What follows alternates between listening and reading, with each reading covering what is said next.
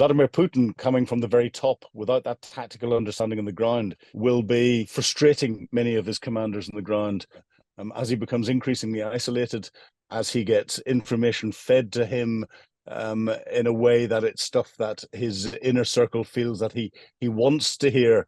He's making his decisions both from a strategic perspective, but also there are increasing indications that he's making tactical decisions on the ground, where he is allowing commanders to carry out things or ordering commanders to carry out things or to stay in positions which would militarily be unreasonable to do.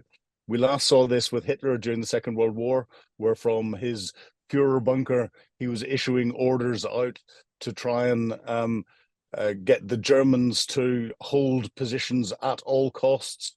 He didn't understand what was going on the ground. He didn't let his generals command in the way that they needed to command. And that was part of the reason why the German defenses collapsed so quickly. We're seeing indications of similar sorts of behavior out of Putin at the moment. The person that understands what is going on the ground best is the commander on the ground. Now, there are two philosophies in military command. There is what's called mission command, which is what the West exercises, in that the reason why people are doing stuff is clearly explained.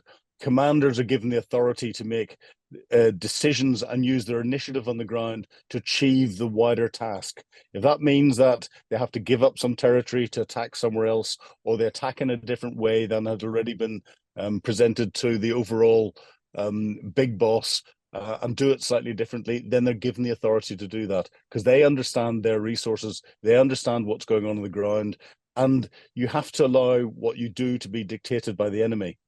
The other method that's out there is the old Soviet method, the method the Russians use, the method the Chinese use, and others, which is a very top-down, command-driven process. So, Vladimir Putin will make a decision. He will pass that on to his defense minister, who'll pass it on to his chief of the general staff, who'll pass it down and say, this is what is to happen.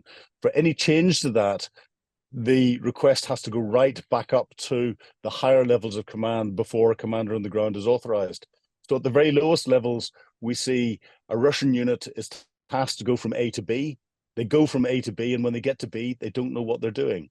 Whereas a Western unit is tasked to go from A to B in order to achieve C. They get to B and they all automatically start to prepare. And if the initiative is there, go and get on to C, get on to the next task. They know what they're doing and why they're doing it. The Russians don't. Vladimir Putin coming from the very top without that tactical understanding on the ground, using in military terms what we call the long handle screwdriver of getting right under the tactical weeds, will be frustrating many of his commanders on the ground, which is something that the Ukrainians will understand, will know, and will be able to exploit. And that's why they're slowly but surely looking at different weak points across this very, very capable Suvarykan line, the defensive lines that are there, and working the way through slowly. But they know that once they get through that, they can dislocate the Russians very easily indeed. And that is why they're doing what they're doing. It's also why the Ukrainians are keeping their attack across a very, very large front in 3 or 4 areas over 250 kilometers. It stops the Russians being able to concentrate any of their reserves. They know that to commit those reserves, they will need to get authority from on high. That gives the Ukrainians time. That gives the Ukrainians military opportunity once they get through those defensive lines.